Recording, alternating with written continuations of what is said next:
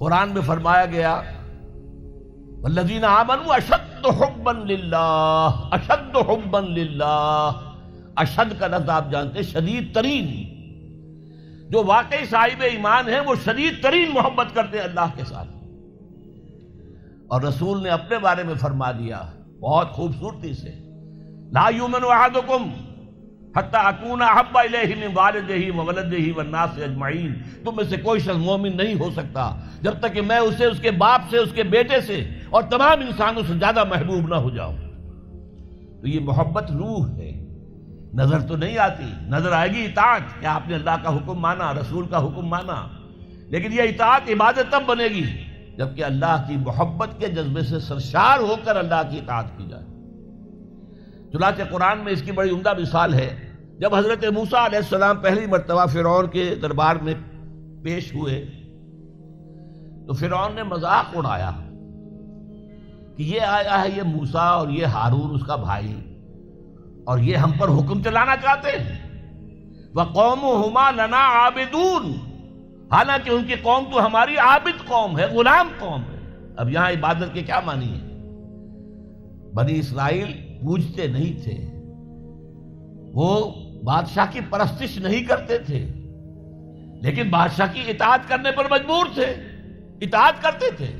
اس کو اس نے کہا وَقَوْمُهُمَا لَنَا عَابِدُونَ، ان کی قوم جو ہے وہ تو ہماری عابد ہے، عبادت گزار ہے، ہماری غلام ہے، ہماری اطاعت شعار ہے، ان کو کیا حق پہنچتا ہے ہماری بلی ہمیں کو میاؤں۔ اچھا کوئی شخص کہہ دے کہ یہ تو فرعون کا لفظ ہے، آپ اسے دلیل کے طور پر لے آئے، اللہ کا لفظ تو نہیں ہے یہ، تو وہ بھی سن لیجئے۔ ایک دوسری ملاقات میں حضرت موسیٰ علیہ السلام نے جب دعوت پیش کی تو فرعون نے طنز کیا، الم نربک فینا ولیدا، اے فرعون، اے موسیٰ تم وہی نہیں ہو جسے ہم نے اپنے گھر میں پالا پوسا تھا۔ اللہ تعالیٰ کے حکم سے حضرت موسیٰ کو تو ایک صندوق میں بند کر کے دریائے نیل میں ڈال دیا تھا ان کی والدہ نے۔ وہ محل کے پاس سے گزر رہا تھا کہ وہاں کچھ عورتیں جو ہے دریا پر آئی ہوئی تھیں نہانے وغیرہ کے لیے، انہوں نے وہ تابوت جو تھا صندوق وہ پکڑ لیا، اس میں حضرت موسیٰ نکل آئے اور اتنے خوبصورت تھے، یہ فوراً سمجھ میں آ گیا تھا یہ کوئی اسرائیلی ہے، اور اسرائیلی بچوں کے بارے میں حکم تھا کہ فوراً قتل کر دو، اگر لڑکا ہو، لڑکی ہو تو زندہ رہنے دو۔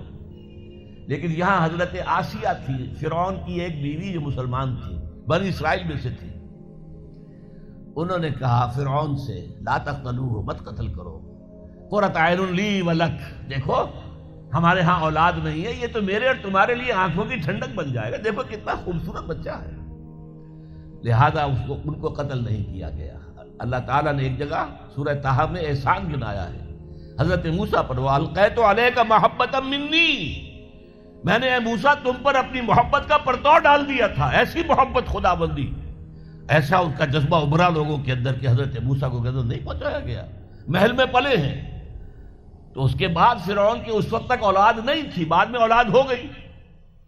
لیکن وہ جو بعد میں اولاد ہونے والا جو ہے پیدا ہونے والا شہزادہ، وہ حضرت موسیٰ کو اپنا بڑا بھائی سمجھتا تھا۔ تو حضرت موسیٰ کو جب تانا دیا الم نربک فینا ولیدا، اے موسیٰ تم وہی نہیں ہو جسے ہم نے بچپن میں پالا پوسا تھا، ہمارے ٹکڑوں پر پلے اور آج ہمارے منہ کو آ رہے ہو۔ اس کا جواب کیا دیا حضرت موسیٰ نے،